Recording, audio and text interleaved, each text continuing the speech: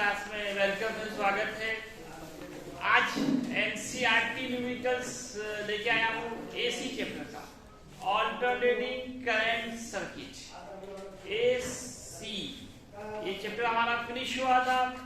इसमें हम लोग एनसीईआरटी के जो न्यूमेरिकल्स हैं आज उसको देखेंगे। किसी भी कॉम्पिटिशन में आजकल एनसीईआरटी के ही न्यूमेरिकल्स पूछे जा रहे हैं, बोर्ड एग्जामिनेशन में भी। इसलिए एनसीईआरटी के सारे न्यूमेरिकल्स आप बना लें तो फिर आपका बेड़ा पार है।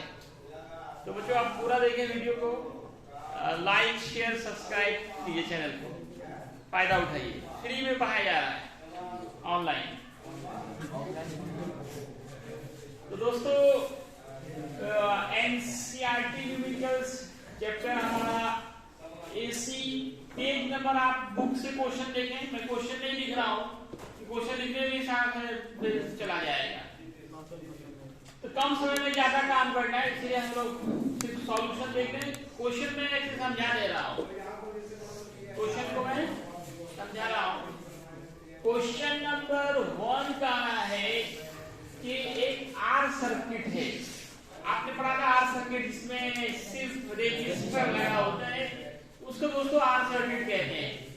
यहाँ एक कंसेप्ट आप लोगों को ध्यान देना है, स्टॉप राइटिंग। क्या ध्यान देना है, क्या याद रखना है कि जो वोल्टेज दिए जाते हैं क्वेश्चन में, सिंपल लिखा हुआ इतना वोल्टेज अप्लाई किया, एसी वोल्टेज अप्लाई किया, वो एक्चुअल में आरएमएस वैल्यू होते हैं। वो root mean square value of AC होते हैं। आपने पढ़ा था root mean square value of AC, इसी को वर्चुअल वैल्यू ऑफ एसी भी कहा गया था। तो जो आपको वोल्टेज क्वेश्चन में दिया जाए, कुछ नहीं लिखा कि वो इतना एसी वोल्टेज अप्लाई किया है, 220 वोल्टेज हम लोग घर में भी यूज करते हैं 220 वोल्ट का। ये एक्चुअल में क्या है, RMS value of AC, root mean square value of AC, इसी को हम कहते हैं वर्चुअल वैल्यू ऑफ एसी। ये लिखे ना लिखे, आपको अंडरस्टूड होना चाहिए कि आरएमएस वैल्यू ही दिया गया है। ये सवाल क्या कह रहा है, सवाल कह रहा है कि आर सर्किट है जिसका रेजिस्टेंस 100 ओम है, वोल्टेज जो अप्लाई किया जा रहा है वो 220, वो आरएमएस करके नहीं लिखा है, वो कहा इतना एसी वोल्टेज अप्लाई किया है। तुम दुपट्टा लिख जाइए इधर बोर्ड पे।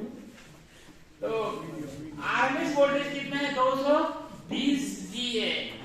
फ्रीक्वेंसी का 50 हर्ट्ज है, फ्रीक्वेंसी कितनी है, 50 हर्ट्ज।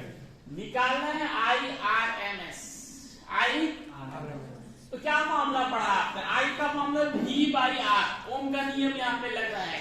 V की जगह पे ही हमारा IRMS है और R पता है ही आपको, दोनों मान दिए गए हैं। इससे आसान शायद कोई क्वेश्चन नहीं हो सकता। दोनों को डिवाइड कीजिए, आंसर हमारा आ गया। अब पावर कंज्यूम, पावर का फॉर्मूला V इंटू आई, V इंटू आई, V पोटेंशियल, यहाँ पोटेंशियल की जगह पे ही आरएमएस है, V की जगह पे ही ले रहे हैं। करंट हमारा IRMS है, दोनों मान मालूम है, मल्टीप्लाई कीजिए और आंसर ले आइए। 7.2 नंबर क्वेश्चन कह रहा है कि peak value of AC 300 volt है। पीक वैल्यू, मैक्सिमम वैल्यू, सबसे बड़ा मान, एसी का जो सबसे बड़ा मान होता है उसी को पीक वैल्यू कहते हैं। तो उसका मान तो हम लोगों ने ई नॉट से डिनोट किया था, ई नॉट से डिनोट करते हैं। ये करा 300 वोल्ट है, ई आरएमएस निकालना है। इसके लिए मैंने डायरेक्ट फॉर्मूला बताया था कि 0. इसको पूरा सॉल्व करके मैंने आपको, इससे कैलकुलेशन इजी होगा। ऐसे ई नॉट बाय √2 बैठाएंगे तो थोड़ा ज्यादा आपको टेंशन होगा, टाइम थोड़ा ज्यादा लगेगा। तो डायरेक्ट आप इसी फॉर्मूले पे बैठाए, सॉल्व करके इतना आता है 0.707 इंटू ई नॉट। अब आप 0.707 को 300 से मल्टीप्लाई कीजिए। आप लोग बताते हैं ना, पूरा बनाते जाइए, सिर्फ छापते मत जाइए। यहाँ पर देखिए मैंने सिर्फ फॉर्मूला लिखा है, थोड़ा हिंट्स दिया है, कैलकुलेशन आपके लिए छोड़ा है। तब से कैलकुलेशन के लिए जगह भी तो छोड़ी है आप लोग। अभी जो बता रहे हैं आप लोग जगह भी नहीं छोड़ा होगा, इरादा भी नहीं करने बैठने का। क्या कम से कम गुना भाग तो खुद से कर लीजिए, उतना भी करने लगे तो और भी कम क्वेश्चन होगा। कम समय में ज्यादा काम करना है, कैलकुलेशन खुद से कीजिए आप। फिर क्वेश्चन, अगला क्वेश्चन कर रहा है IRMS 10 एम्पियर है, तो पीक वैल्यू निकालना है, पीक वैल्यू निकालना है। तो यहाँ पे हमने आई आर एम एस का फॉर्मूला पुट किया, आई नॉट निकाली, क्रॉस मल्टीप्लिकेशन कीजिए, आई नॉट का formula I R M S into put करें। 7.3 नंबर में कहना है कि एल सर्किट, कौन सर्किट है? L circuit. एल सर्किट में क्या लगा रहता है? कॉइल। कॉइल का इंडक्टेंस होता है, इंडक्टेंस का मान दिया 44 NH। H क्या था? H for Henry. इंडक्टेंस का SI यूनिट क्या होता है? हेनरी। बड़ा इंपॉर्टेंट ऑब्जेक्टिव है, बार-बार देखिएगा बोर्ड एग्जाम में पूछा गया है, पूछा जाएगा। इंडक्टेंस का SI unit Henry, capital H। हम बोले ना हेनरी को ज्यादा हम इसे याद कर लेना, वो भी ऐसे ही होता है। तो SI unit of inductance Henry. ये M होता है मिली हेनरी, स्मॉल m किसके लिए होता है? मिली, और मिली होता है 10⁻⁻³ ERMS और VRMS बात एक ही है, उसी को हम लोग बोलते हैं सिंपली GV बोलते हैं या E बोलते हैं। ये 220 वोल्ट है, फ्रीक्वेंसी 60 हर्ट्ज है। तो आई निकालना है, आई के लिए फॉर्मूला होता है, यहाँ एल सर्किट है, एल सर्किट का रेजिस्टेंस होता है XL। Resistance of L circuit को हम लोगों ने पीछे पढ़ा था, एल सर्किट जिसमें कॉइल लगा हो उसको एल सर्किट कहते हैं। उसका रेजिस्टेंस प्रतिरोध का फॉर्मूला था XL बराबर 2πNL, 2πNL। तो XL के लिए पुट किया 2πNL, ये फॉर्मूला पुट किया।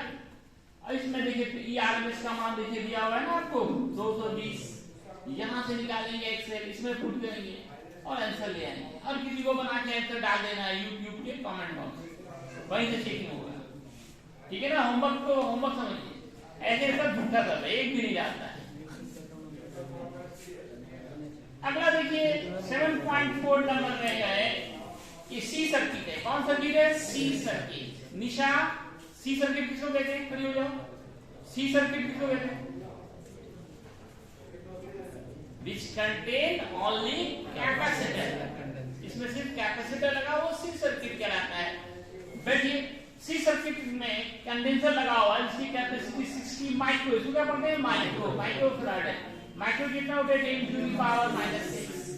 ERMS 110 वोल्ट है, फ्रीक्वेंसी 60 हर्ट्ज है। XC निकालना है तो 1/ωc, ओमेगा का फॉर्मूला 2πN × C। तो IRMS क्या होगा? ERMS/XC, ERMS/XC। तो इसमें से आपको खाली कैलकुलेशन करना पड़ेगा, XC निकालना पड़ेगा, ERMS दिया हुआ है, फिर डिवाइड कर देना। जैकेट छोड़ा कि नहीं आप लोगों ने?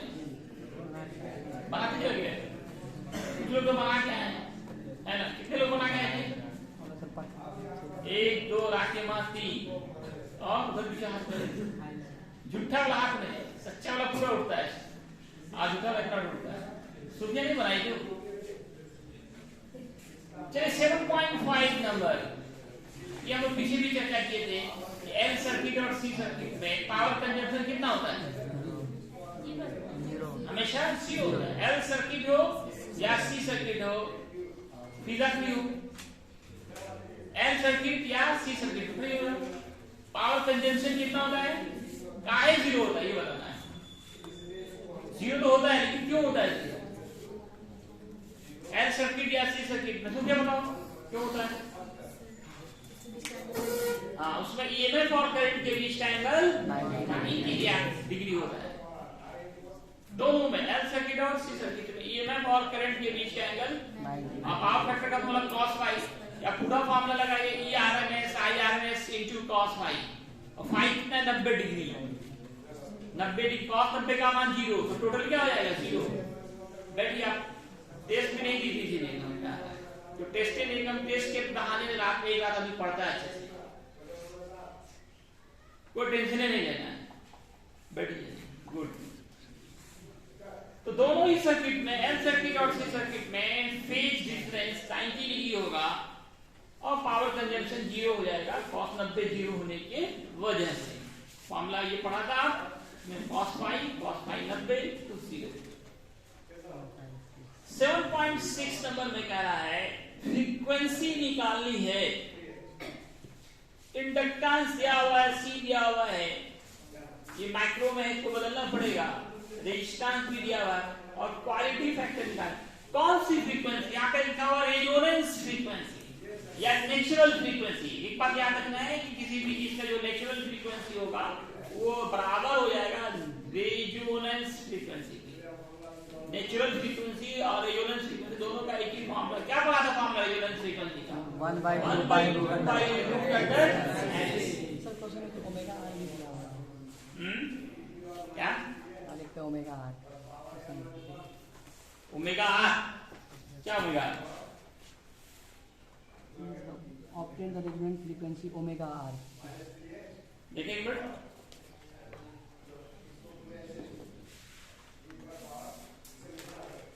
क्या क्वेश्चन है? 7.6 नंबर क्वेश्चन। आर रेजोनेंस हो गया और ओमेगा में एंगुलर रेजोनेंस फ्रीक्वेंसी हो गया। आंसर भाई इसी पे आता है। देखिए यहाँ पे दो तरह की बात होगी। एक अगर ऑलरेडी ओमेगा ही कह रहा है क्वेश्चन में, तब तो आपको यहाँ पे एन नहीं निकाल के ओमेगा निकालना होगा। दोनों में डिफरेंस ज्यादा का नहीं, सिर्फ 2 पाई का डिफरेंस है। ओमेगा का फॉर्मूला क्या था? 1/√LC। इसमें आप दोनों निकाल लीजिए। सिर्फ ओमेगा आर कहना, इसको ध्यान से देखना है। एंगुलर अगर फ्रीक्वेंसी कर रहा है तो सिर्फ √LC करेंगे। आपको ना रेजोनेंस एंगुलर फ्रीक्वेंसी अगर लिखा हो तो ये फॉर्मूला बैठाएंगे। ऑलरेडी कर रहा है यही निकालिए, तो तुमको टेंशन ही नहीं है, ये आप निकाल देंगे। और रेजोनेंस फ्रीक्वेंसी अगर पूछ रहा है तो फिर आप ये फॉर्मूला पुट करेंगे। तो दो बातें यहाँ पे है, कंफ्यूजन है लोगों को। एक तो एंगुलर फ्रीक्वेंसी, तब तो आप ओमेगा निकालना है, और सिर्फ रेजोनेंस फ्रीक्वेंसी तो फिर आप सिर्फ फ्रीक्वेंसी लिख रहा है तो एन वाला फॉर्मूला पुट करेंगे। अब आइए क्वालिटी फैक्टर क्यू फैक्टर, ये भी निकालने का है। इस क्वेश्चन में दो क्वेश्चन था। क्वालिटी फैक्टर का फॉर्मूला EL/E पढ़े थे, इसको IXL/IZ लिखेंगे। I cancel, XL/Z। और चूंकि रेजोनेंस सर्किट है, तो रेजोनेंस सर्किट में आपने देखा था कि इंपीडेंस बराबर रेजिस्टेंस, Z बराबर R के। तो यहाँ पे Z की जगह पे आप R पुट करें, और XL का फॉर्मूला ओमेगा का फॉर्मूला 2πN/L। सारे मान दिए गए, बैठा दें। 7.7 नंबर क्वेश्चन। कैपेसिटी दी गई है, इंडक्टेंस दिया गया है, यहाँ लिखा हुआ clear angular frequency, angular resonance frequency, angular frequency. तो आप डायरेक्ट फॉर्मूला इसको पुट करेंगे। 7.8 नंबर में कह रहा है एक कंडेंसर है, कैपेसिटर है, जिसमें इतना चार्ज स्टोर है 6 मिली कूलम। मिली होता है 10⁻³ coulomb. Energy stored in capacitor निकालना है। Formula half CV²। Half CV in the above question है। अच्छा ऊपर वाले क्वेश्चन दिए ना सर, पढ़ी दो नहीं है ना कुछ। Suppose the initial charge, yes sir, suppose the initial charge on the capacitor in exercise 7.7 is 7.7 दोनों रिलेटेड है। 7.7 और 7.8 दोनों एक दूसरे से रिलेटेड है, ठीक है। तो एनर्जी स्टोर का फॉर्मूला क्या पढ़ा है आपने? ये कंडेंसर के चैप्टर पढ़ा था, वहां पे एनर्जी स्टोर का फॉर्मूला पढ़ा था हाफ CV², और V का फॉर्मूला Q/C। तो फॉर्मूला क्या आ गया था? Half Q²/C। तो C यहाँ पे देखिए पहले वाले में दिया गया है, Q मालूम है, पुट कर दीजिए, निकल जाएगा। तो इतना चार्ज कंडेंसर को लगाया गया था, उसके बाद स्विच ऑन कर दिया, तो बाद में एनर्जी कितनी होगी? दो सवाल है इसमें। पहले कितनी एनर्जी हुई, ऐसे ही आपने चार्ज कंडेंसर लगाया, तो चार्ज कंडेंसर के अंदर कितनी एनर्जी है, तो उसका तो डायरेक्ट फॉर्मूला आप यूज कर सकते हैं, हाफ Q²/C। अब कह रहा है कि हम स्विच को ऑन कर दिया, अब आप जानते हो करंट फ्लो होगा, कंडेंसर से निकलकर कॉइल में जाएगा करंट। तो ऐसे कंडीशन में कहा कि टोटल एनर्जी कितनी होगी, तो आप ये पढ़ोगे total energy always remain constant. तो जितनी पहले होगी उतनी बाद में भी होगी, एनर्जी यहाँ पे लॉस नहीं होता है। ऐसे भी एल सर्किट सी सर्किट में एनर्जी कंजम्पशन नहीं होता है, इसलिए आपका जितना शुरू में है यहाँ जो लिखेगा वही बाद में भी होगा। अगला क्वेश्चन में कह रहा है कि आर का मान दिया हुआ है, LCR आरएमएस दिया गया है, रेजोनेंस फ्रीक्वेंसी निकालनी है। फिर वही मामला, एक ही क्वेश्चन देखिए बार बार रिपीट हो रहा है। फिर पावर कंजम्पशन भी निकालना है। जब रेजोनेंस सर्किट हो गया तब वहां पे तो सिर्फ आपका रेजिस्टेंस आर बचेगा, Z बराबर आर के। रेजोनेंस सर्किट में XL बराबर XC के था और इंपीडेंस बराबर किसके हो जाता था, आर के। तो पावर कंजम्पशन निकालना है तो V square by R put करें। V आपको दिया हुआ 220 वोल्ट, वही आरएमएस चाहिए और आर भी मालूम है 200, निकाल लें। 7.10 मतलब 10वां क्वेश्चन है 7वां एक्सरसाइज का। कह रहा है कि रेडियो है ना, रेडियो स्टेशन लगाते हो ना, रेडियो बजाते हो, तो वो कह रहा है कि उसका जो फ्रीक्वेंसी रेंज है वो 800 किलोहर्ट्ज से लेकर 1200 किलोहर्ट्ज है। 800 किलोहर्ट्ज से लेकर 1200 किलोहर्ट्ज तक कोई रेडियो स्टेशन आपका पकड़ रहा है। तो उसमें रेडियो में कंडेंसर भी लगा रहता है, कॉइल भी लगा रहता है। उसमें वेरिएबल कंडेंसर लगाते हैं। वेरिएबल जिसकी कैपेसिटी घटती बढ़ती रहती है तो वेरिएबल कंडेंसर कहते हैं। तो वही कह रहा है कि बताइए कैपेसिटी का क्या रेंज होगा, कैपेसिटी का रेंज क्या होगा, C1 क्या होगा, C2 क्या होगा। N1 है 800 किलोहर्ट्ज, किलो को बनाना पड़ेगा आपको, हर्ट्ज में बदल दीजिए। N1 इतना निकल गया। N2 1200 है, इसको किलो को बदलिए, 3 से गुना कीजिए। L दिया हुआ है 200 micro henry, micro 10 to the power -6, उस को माइक्रो पढ़ते हैं, म्यू से डिनोट करते हैं। आपको फ्रीक्वेंसी निकालना है, वही रेजोनेंस फ्रीक्वेंसी ही निकालनी होगी। N1 का formula 1/2 pi root under LC1 कीजिए। L तो दोनों में सेम है, यहाँ पे चेंज नहीं हो रहा है, सिर्फ कैपेसिटी चेंज हो रही है। इसलिए एक में C1 लगाया, दूसरे में C2 लगाएंगे। LC हमको चाहिए, C चाहिए, C ये नीचे है, इसको ऊपर लाइए, L को नीचे भेजिए, स्क्वायर कीजिए, रूट हट जाएगा। C का ये फॉर्मूला आ गया। C1 में N1 पुट करेंगे, C2 में N2, बाकी सब फिक्स है, कांस्टेंट है। इससे C1 निकल जाएगा, C यही तो निकालना था पहले, C1 कितना होगा, C2 कितनी होगी। कैपेसिटी कहां से कहां तक वेरी कर रहा है, तो जो C1 का मान निकलेगा, जो C2 का मान निकला, उसी दोनों के बीच में कैपेसिटी ऑफ कंडेंसर वो वेरी करेगा, चेंज करेगा। और ये दिख रहा है आपको LCR सर्किट है, LCR सर्किट। LCR में क्या लगाता है, कॉइल भी, रेजिस्टर भी, कंडेंसर भी। कॉइल लगा हुआ है, कंडेंसर लगा हुआ है, रेजिस्टर लगा हुआ है, ये सोर्स का सिंबल है। इंडक्टेंस दिया गया है, कैपेसिटी दी गई है, रेजिस्टेंस दिया गया, बहुत कुछ निकालने का है सवाल में। एक सवाल में कई सवाल है यहाँ पे।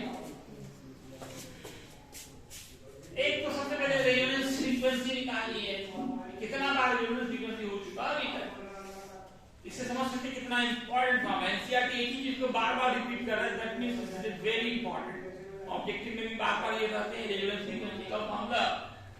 तो रेजोनेंस सर्किट में जो इंपीडेंस है वो किसके बराबर हो जाता है, रेजिस्टेंस के। भाई तो हम लोग पहले भी देखे रेजिस्टेंस के बराबर हो जाता है। एम्पलीट्यूड ऑफ करंट निकालना है, एक नया वर्ड आप यूज कर लिया, एम्पलीट्यूड।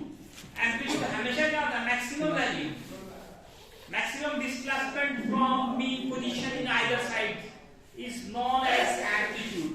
AC करंट का जो एम्पलीट्यूड होगा क्या होगा, AC करंट में आपने ये फिगर देखा था, AC यही ना आपका एम्पलीट्यूड कहलाता है, amplitude maximum displacement from mean position। इसी को हम लोगों ने क्या कहा, I नॉट। तो दोस्तों एम्पलीट्यूड ऑफ करंट निकालना, I नॉट निकालना है, formula E nought by R put करेंगे, E nought by R, E nought निकालना पड़ेगा, ये आरएमएस दिया हुआ, इससे E नॉट आप निकाल सकते हैं। Voltage drop across resistor, across coil, across conductor, ये तीन अलग क्वेश्चन है यहाँ पे। एक ये हुआ, तीन यहाँ पे VR निकाल रहे हैं, IRMS इनटू R कीजिए, VC IRMS इनटू C कीजिए, VL IRMS into XL। XC का फॉर्मूला ओमेगा C, ओमेगा का फॉर्मूला 2 पाई n, XL का फॉर्मूला ओमेगा L, ओमेगा 2 पाई L कीजिए। अब करेंगे L और C दोनों के अक्रॉस पोटेंशियल डिफरेंस क्या होगा, potential difference across LC combination, इस दोनों के बीच का। तो पोटेंशियल डिफरेंस निकालना, दोनों को माइनस कीजिए, आई कॉमन लीजिए, और आप रेजोनेंस सर्किट में क्या जानते हैं, XL बराबर है XC, तो पोटेंशियल डिफरेंस 0 आ गया। एक क्वेश्चन इसके बाद ये जिसको आप बना लीजिए। ये इसमें आपको जो दो पार्ट होते हैं ना, एक पार्ट खत्म हो गया, एडिशनल एक्सरसाइज आपका बच रहा है, उसको बना के आए। ठीक है दोस्तों, रुको रुको